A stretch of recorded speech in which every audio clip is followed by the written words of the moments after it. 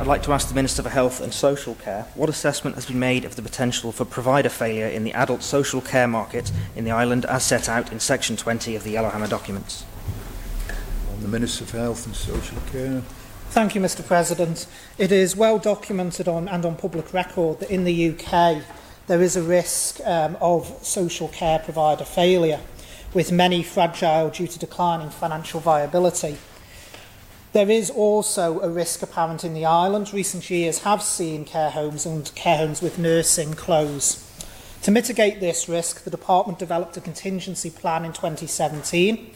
This detailed what action the Department would take in the event of a care service failing.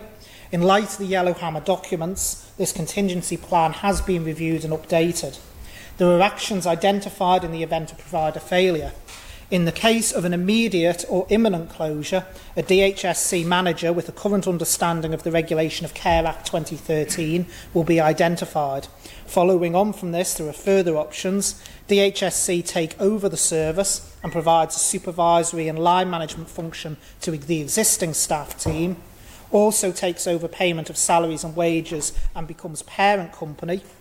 Precedent exists for transfer on employers' terms and conditions in that regard.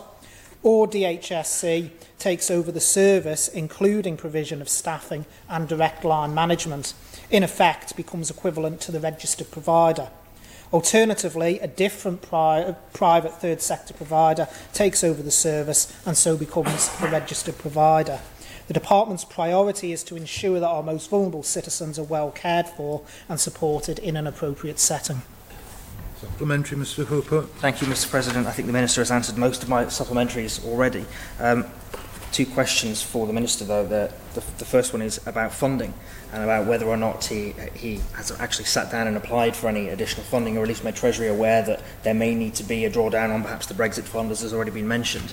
And my second question is, would he be able to circulate that contingency plan? Minister. Thank you, Mr. President. I don't see any reason that the contingency plan, which was issued in November 2017, can't be circulated to honourable members. In terms of drawdown, it would be very difficult to do because it depends upon the size of the provider. We have nursing homes and general care homes that are of different sizes around the island.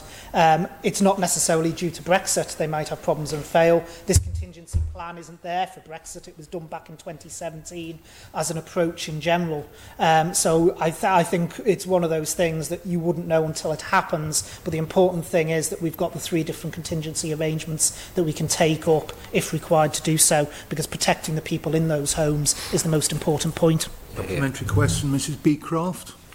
Thank you, Mr. President.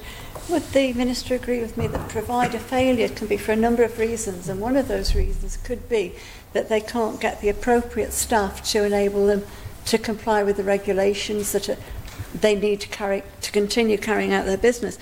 And I'm just wondering, under the different scenarios of Brexit, will it have any effect on being able to recruit staff with the relevant qualifications needed for those businesses to continue? And if not, would this not put government in a similar position? And what action is being taken to mitigate that? Minister to reply. Thank you, Mr. President. I wholeheartedly agree with the Honourable Member for Douglas South. There is a variety of reasons that a provider can go into failure, and staffing is most certainly one of them. In terms of our exposure to staffing, whereas in the UK they have got quite a reliance on EU staff. A lot of our staff in care homes and nursing homes come from outside the EU, so have to clear the immigration system anyway, or are provided from within the UK, where our relationship won't change. So although we have some exposure, we haven't got the exposure on the same level as the UK has in that regard.